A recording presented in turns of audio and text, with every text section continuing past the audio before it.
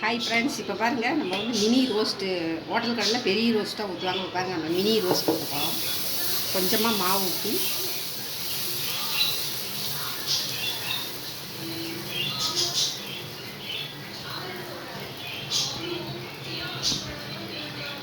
Mini roast ஊற்றி வச்சுக்கோங்க. அதே முட்டை ஒன்று வச்சு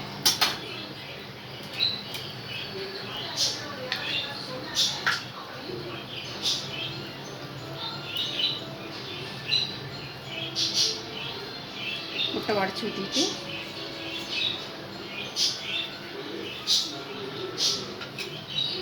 கொஞ்சமாக மிளகுத்தூள் போட்டுக்கலாம். மேலே தூள்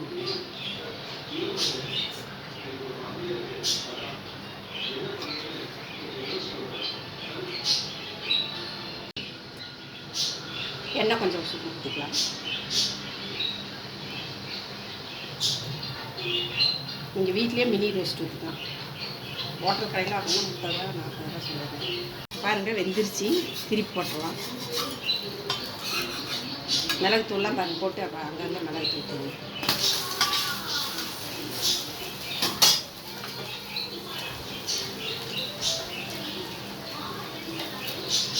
நெய் வேணாலும் ஊற்றிக்கலாம்.